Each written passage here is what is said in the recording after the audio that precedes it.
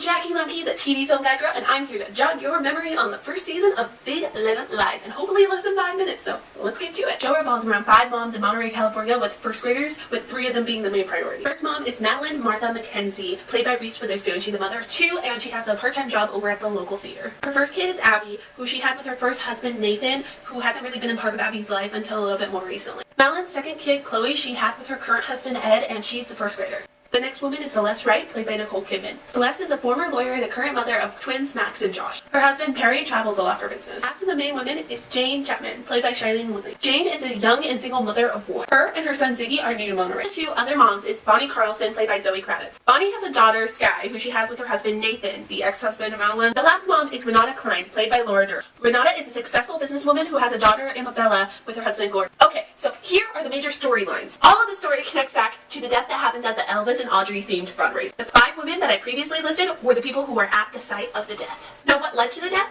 That story starts at the first grade orientation. That was the day that Renata's daughter, Amabella, walked out of class with choke marks on her neck. She accused Ziggy, Jane's son, of doing the choking. That was when the war between the adults began, with Madeline aggressively taking the side of Ziggy and Jane. Throughout the season, there was a lot of finger pointing at Ziggy, which led to him being excluded, but the main problem was how it impacted Jane. Jane was scared that Ziggy was like his father. The concept of Ziggy's father came up a lot during the show. That was not a topic that Jane was comfortable with discussing until she one day confided in Madeline. She revealed that years earlier she had been raped in a hotel by the beach, which matched the flashbacks that Jane was having earlier. Jane didn't want Ziggy to have the aggressive tendencies of his father, which he didn't, but one of his other kids did.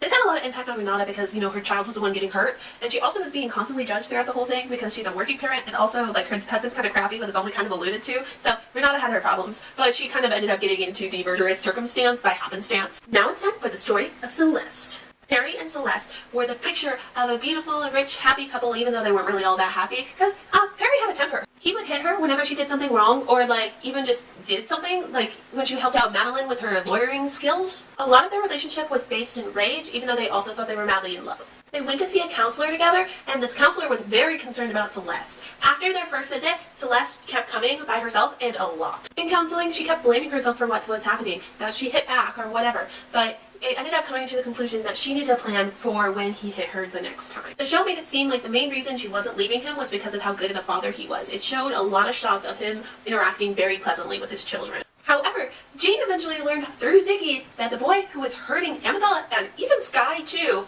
was Max, one of Celeste's sons. When Celeste realized that her husband's violence had an impact on her children, she didn't have any reservations about leaving him. Getting ready for the Elvis and Audrey fundraiser, Perry picked up a call from Celeste's property manager, letting him know that his wife was fully planning on leaving him, and soon. So, Celeste and Perry showing up to the event were not particularly in high spirits, with Celeste insisting that she was going to leave Perry, and Perry starting out very sad, turning into very mad. Okay, so now we're going to take a shift and start talking about Madeline and Bonnie. There's an ongoing conflict between Madeline and Ed, and Bonnie and Nathan. All of this roots back to how Madeline had to raise Abby basically by herself, and now with Bonnie, Nathan is a really committed parent. To make things worse, Bonnie had a huge social conscience, and Abby absolutely loved spending time around her, to Madeline's dismay. Abby even talked to her school counselor at one point, and they decided that she needed to live with her dad to reduce her stress. Abby got a lot of pressure to do better at the SATs and go to college, and she was overall just not very happy with everything that was going on in their home, and decided that she wanted to leave. While Abby was gone, she decided to make a secret project, which turned out to be her selling her virginity on the internet to raise money and awareness of sex slavery internationally. So when the parents found out, they were not super pleased. A talk between Madeline and Abby is what made Abby decide to take down her website. To understand that talk, we first need to get into Madeline and Ed's relationship. Ed is super loving and supportive of Madeline, but their marriage still has issues. They have problems with their sex lives, and Ed thinks that Madeline is super jealous of Nathan, but they got more problems than that. It turns out, the year prior, Madeline actually had an affair with this dude Joseph, who worked over at the theater, and Joseph is still clinging pretty hard. Not only did she make out with him in this timeline, but she also got in a car accident with him, and was accused by his wife of having an affair with him.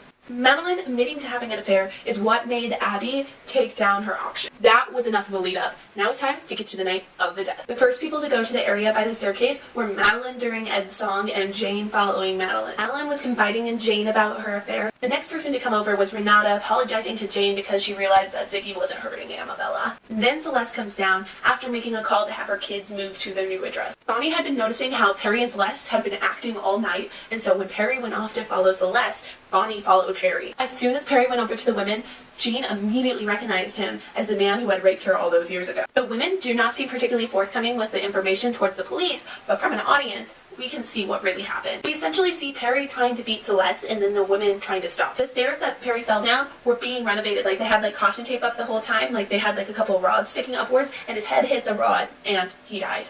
All in all, the season ends with the 5 moms sitting on a beach playing with their children in the sand. Like this video, please give it a thumbs up, and if you want to see more, please subscribe.